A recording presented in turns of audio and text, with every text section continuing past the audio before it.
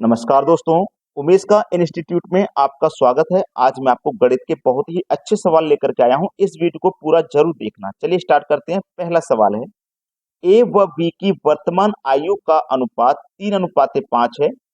10 वर्ष बाद उनकी आयु का अनुपात 5:7 हो जाएगा, तो ए की वर्तमान आयु क्या है?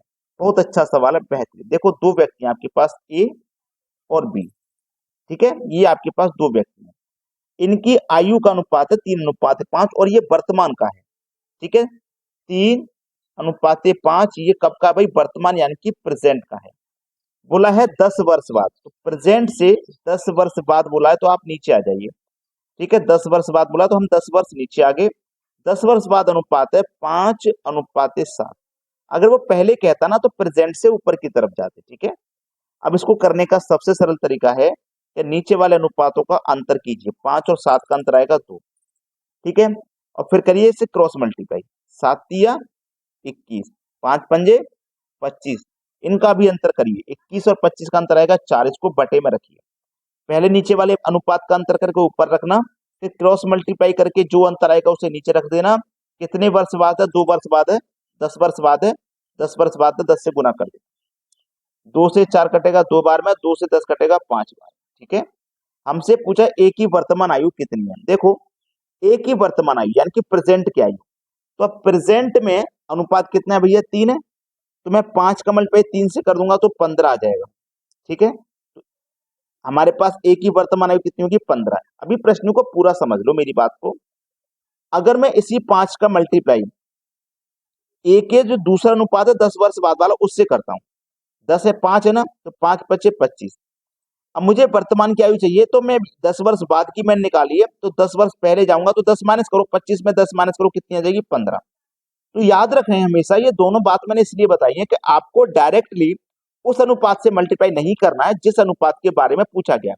ए के वर्तमान के बारे में पूछा है ना, तो ए के वर्तमान वाले से मल्टीप्लाई नहीं करना, ए का जो दूसरा अनुपात है उससे करना है।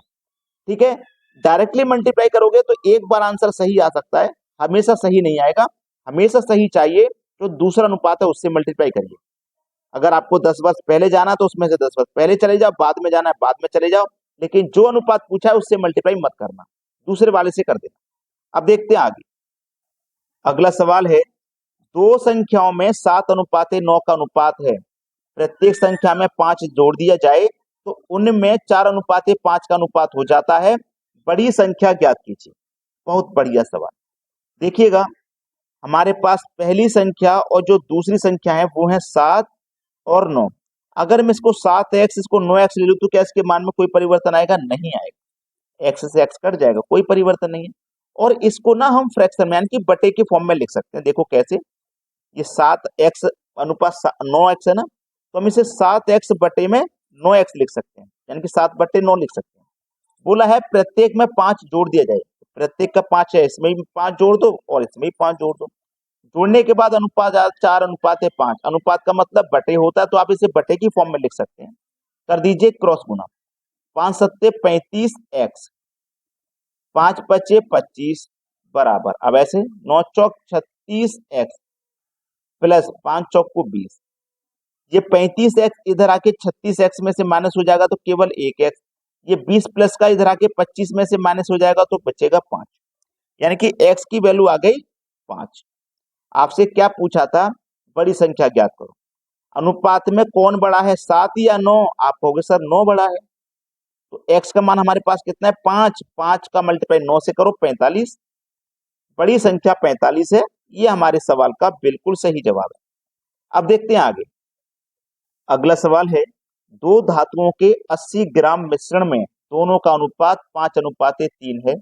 दूसरी धातु की कितनी मात्रा बढ़ा दी जाए कि अनुपात 5:4 हो जाए? ये पहली धातु और ये दूसरी धातु। अनुपात है 5:3। बाद में अनुपात कितना हो गया? 5:4। तो पहली वाली धातु नहीं बढ़ाई, अनुपात में पहले जितनी थी बाद में भी उतनी है। हमने दूसरी धातु बढ़ाई, अनुपात में कितनी? 1। 3 से 4 हो गई तो 1 बढ़ाई, है ना? 3 से 4 हो गई तो 1 बढ़ाई। हमारे पास टोटल मिश्रण कितना था? 80 ग्राम का था। ठीक है, जब योग 80 है तो इनके अनुपात का भी योग कर दो। 5 और 3 8, 8 दामे 80, 10 बार में कट गया। ठीक है, तो यहाँ पे हमने एक बढ़ाई ना, तो एक की वैल्यू कितनी है भैया 10 है। एक की वैल्यू कितनी है 10 ग्राम। एक की वैल्यू 10 ग्राम है। हमसे पूछ रहा है मात्रा बढ़ा दी जाए कि नया अनुपात 5:4 हो जाए।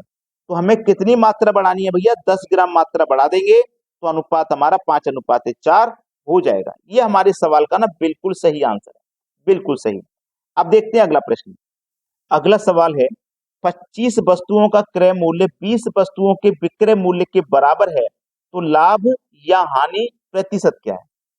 देखो 25 वस्तुओं का क्रय मूल्य का मतलब कॉस्ट प्राइस, 20 वस्तुओं के विक्रय मूल्य का मतलब सेलिंग प्राइस के क्या है बराबर है, तो बराबर ले लो।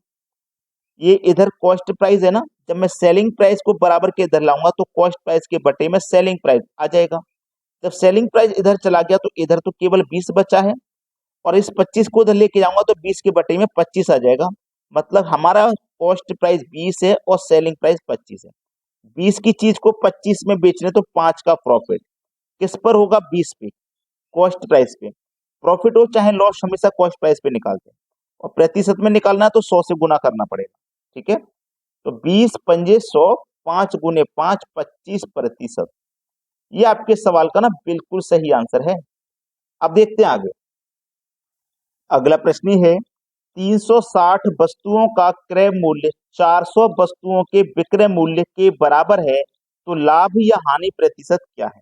देखो 360 वस्तुओं का क्रय मूल्य यानी कि कॉस्ट प्राइस, 400 वस्तुओं के विक्रय मूल्य यानी कि सेलिंग प्राइस के क्या है बराबर। तो बस कर लीजिए, इधर देखो कॉस्ट प्राइस सेलिंग प्राइस को इधर लाऊंगा तो सेलिंग प्राइस बटे में आ जाएगा। इधर 40 बचा, बिल्कुल पिछले क्वेश्चन के जैसा। 360 को इधर लेके जाऊंगा तो 360 इधर आ जाएगा। ये आपके पास 400 है, गलती से 40 लिखा है, 400 है। ठीक है, अब देखो 400 की चीज को 360 में बेच रहे हैं तो 40 रुपए का नुकसान होगा, यानी कि इस प्रश्न में हानि होगा।